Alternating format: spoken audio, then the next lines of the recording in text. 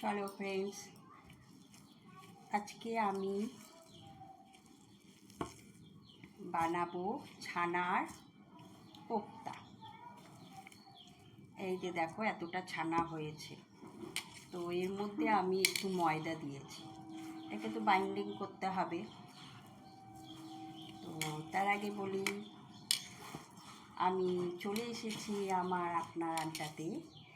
আমি চৈতালি, আর তোমরা সবাই ভালো আছো? আমি তো ভালো আছি। তো সকালবেলা, তাই গুড মর্নিং। তো আমি এখন এটাতে নিরামিষ কোপ্তা, ছানার কোপ্তা বানাবো।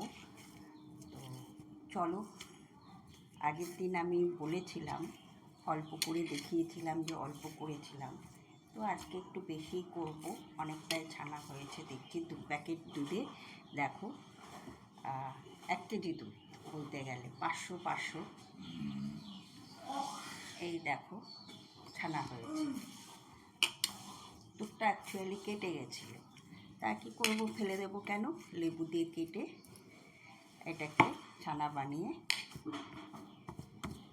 ভাবলাম দেখি কোপ্তা করে। আগের দিন করেছিলাম, হয়েছিল ভালো।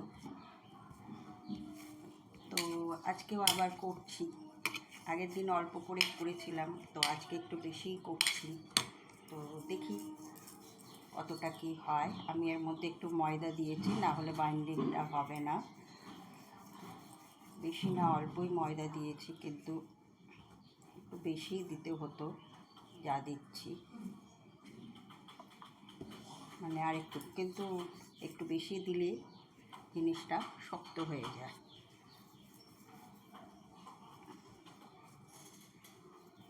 যাই হোক, দেখি কি করা যাচ্ছে। তা আমার এত বড় বড় হয়েছে, তো আমি এত বড় বড় করবো না, এর থেকে আরেকটু ছোটো করবো। তিনটে 6টা আর একটা 7টা হয়েছে, সেহেতু আরেকটু ছোটো করলে আরেকটু বেশি হবে।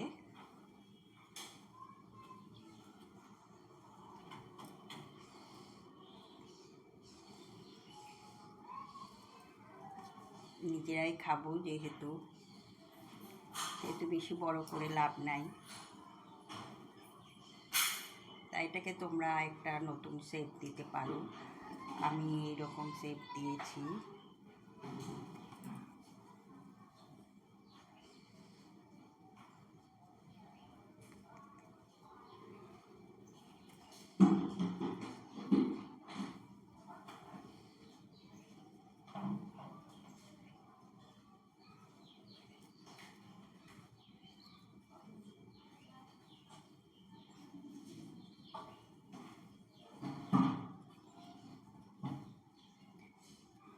দেখি কটা হয়।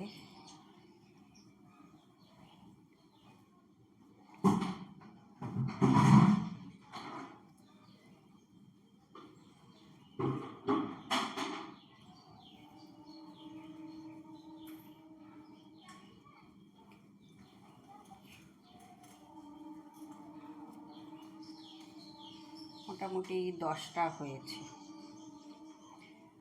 তো দুটো দুটো করে খেলে, অল্প অল্প করে খেলে, 2টোকে 3টে করে খেলে আমার দুবেলা হয়ে যাবে।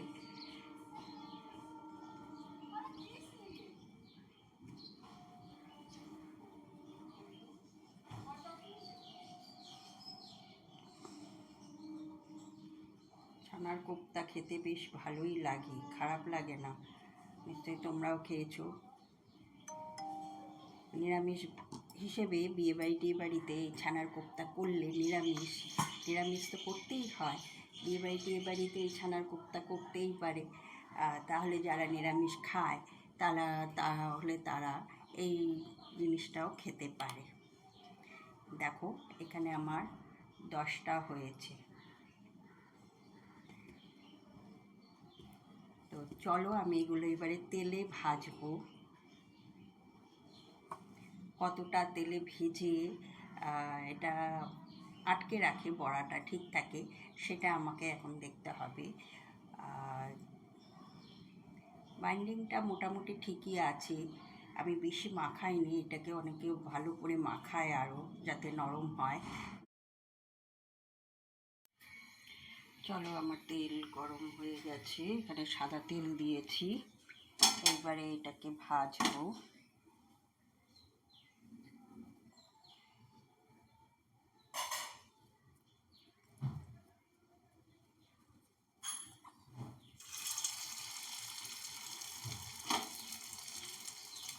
একটু চাপটা চাপটা করে নিচ্ছি।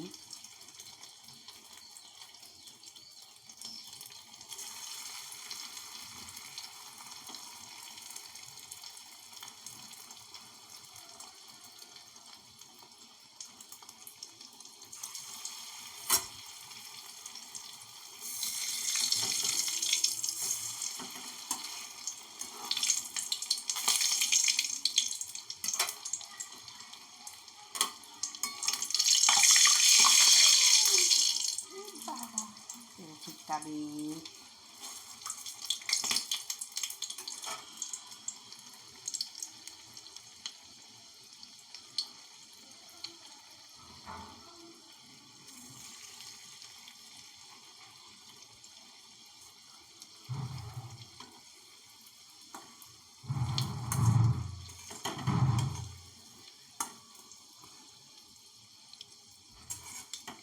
অল্প অল্প করেই ভেজো।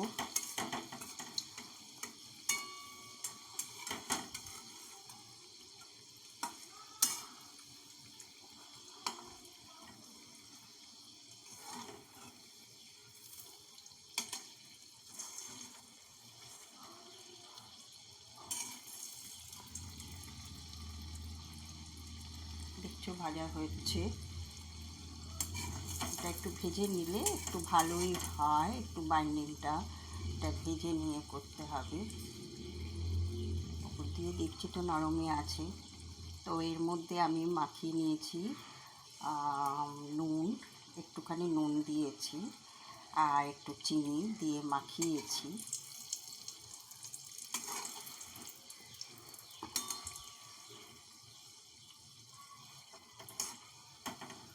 তো আমার দু পিঠ ভাজা হয়ে গেছে।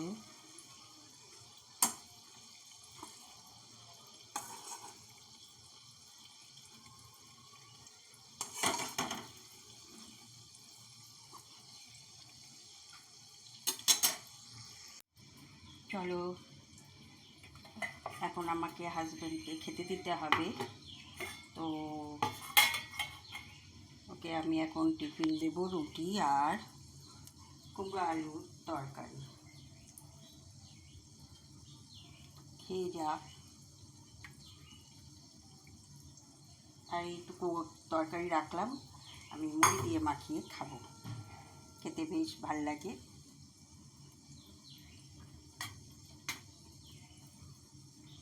থালাটার মধ্যেই ঢেলে দিয়েছি, কারণ আবার আরেকটা বাসন করব।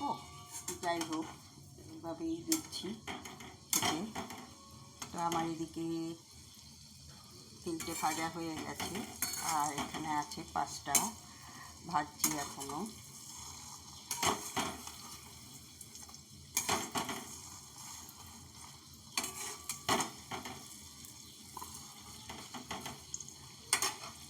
চলো, রুটিটাও দিয়ে দিই।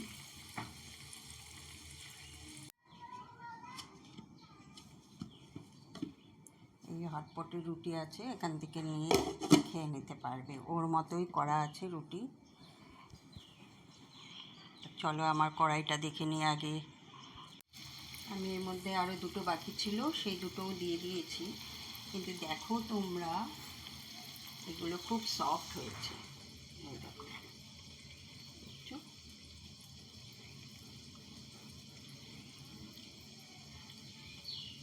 এটা চিনির শিরায় ডুবিয়ে দিলে বেশ ভালো মিষ্টি হয়ে যাবে ছানা। দেখছো, সফট হয়েছে।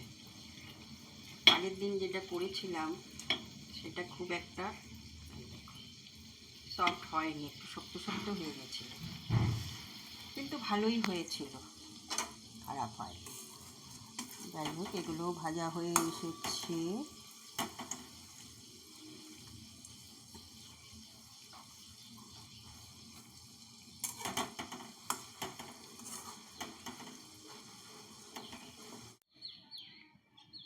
দেখো আমি এখানে মশলা নিয়েছি কী কী, 1 চামচ পোস্ত, কয়েকটা চিনাবাদাম, এখানে একটুখানি আদার কুচি, আর এখানে আছে গোটা গরম মশলা, আর এখানে একটা ভাঙা শুকনো লঙ্কা।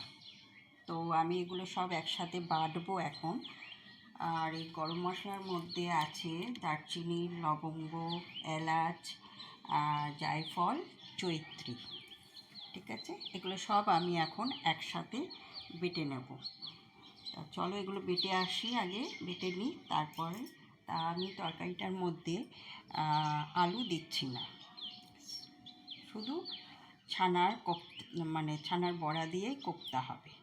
ঠিক আছে, তো চলো এগুলো বেটে ফেলি। আমার মশলা বাটা হয়ে গেছে। এবারে এর মধ্যে 1 চামচ হলুদ গুঁড়ো আর 1 চামচ লঙ্কার গুঁড়ো দিয়েছি।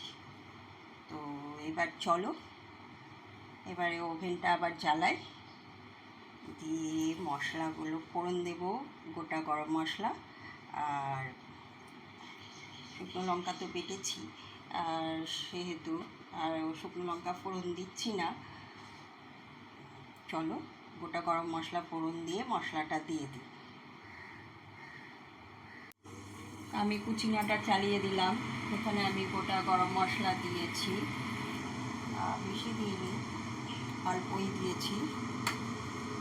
তো চলো এবারে আমি মশলাগুলো মাখিয়ে ওর মধ্যে দিয়ে দিই, একটু আস্তে করে দিই, তেলটা গরম হয়ে গেছে।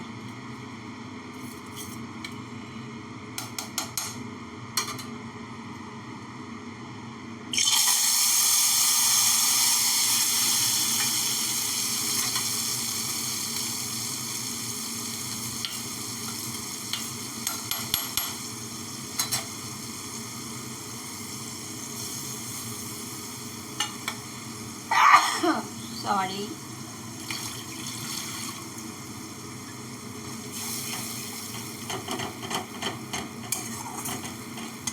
এর মধ্যে দেব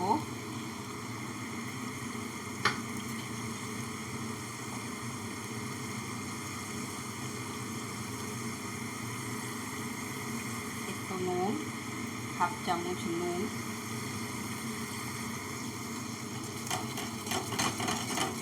চিনি দেব পরে, নুন মিষ্টি না দিলে ভালো লাগে না। তো আমার এই মশলাটা আগে কষা হোক, তারপরে ছানার বলগুলো দেব। তার সাথে আমি আরেকটা জিনিস যোগ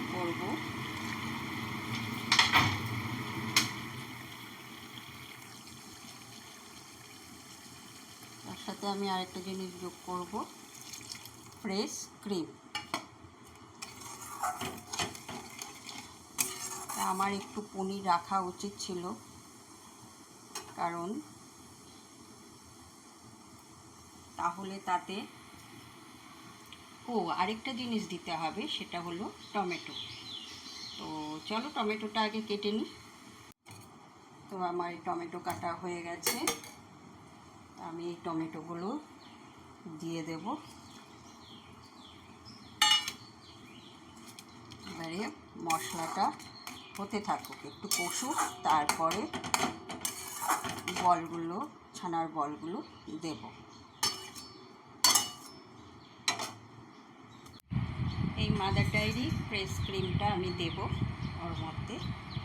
তো এটা ডিপ ফ্রিজে ছিল, তাই হার্ড হয়ে গেছে, একদম সলিড হয়ে গেছে। তো এই দেখো, এটাকে আমি বের করে এখন এটাকে কাটবো, কেটে তারপরে ওর মধ্যে দেব। সলিড ক্রিমটা বের করেছি, আমি এইটুকুই দিচ্ছি ক্রিম।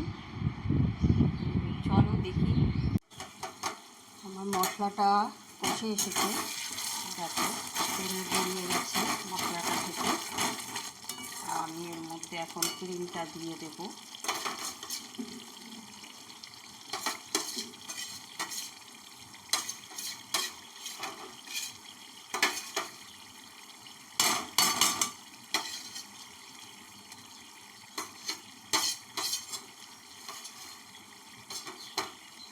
চলো, আমার ক্রিমটা দেওয়া হয়ে গেছে, তো আমি এর মধ্যে একটু জল দেব, কারণ বড়াগুলো তো একদম যাতে ডুবে যায় সেই কারণে একটু জল দিলাম।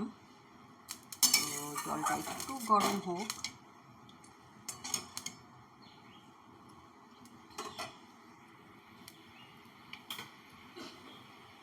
এবারে আমি বড়াগুলো একটা একটা করে দিয়ে দেবো।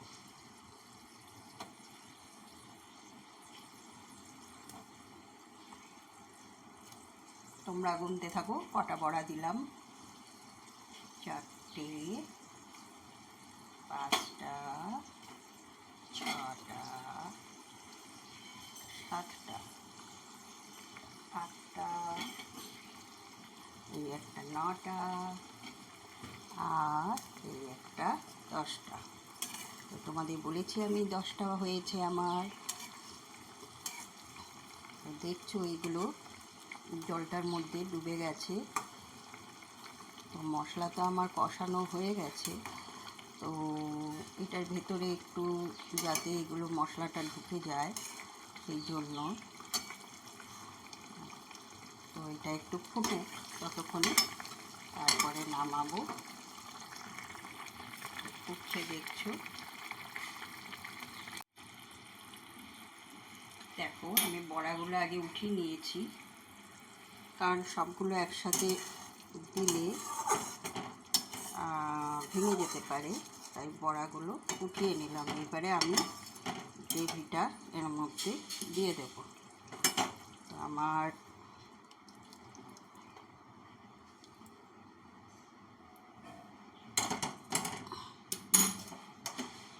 দেখো,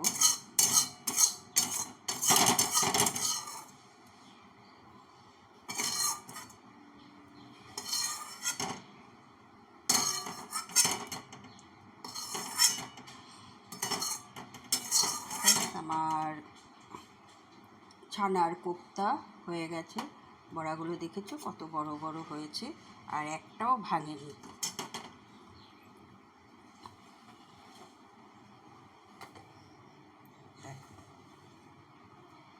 একটাও ভাঙেনি, সুন্দর হয়েছে। আর দেখলাম একটুখানি মশলাটা টেস্ট করে দেখলাম, না ঠিকই আছে। তো এটা এবারে ভাত দিয়ে বা রুটি দিয়ে খাওয়া যাবে। তো চলো। হাই ফ্রেন্ডস, তো আমার ছানার কোপ্তা হয়ে গেছে। ছানার কোপ্তা রেডি হয়ে গেছে। তো এইটা এবারে রুটি বা ভাত দিয়ে খুব ভালোই খাওয়া যাবে।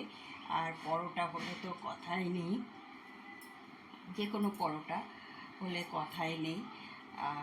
কারণ ছানার কোপ্তা হেভি টেস্টি হয় খেতে। যাই হোক, আর তোমরা তো দেখলে আমি কি কি মশলা দিলাম। একদম সম্পূর্ণ নিরামিষভাবে, পেঁয়াজ রসুন নেই, সম্পূর্ণ নিরামিষ। দেখলাম ভালোই হয়েছে। যাই হোক, আর তোমরাও এরকমভাবে রান্নাটা করে ফেলো ছানার কোপ্তা, দেখবে খেতে খুব ভালো লাগবে।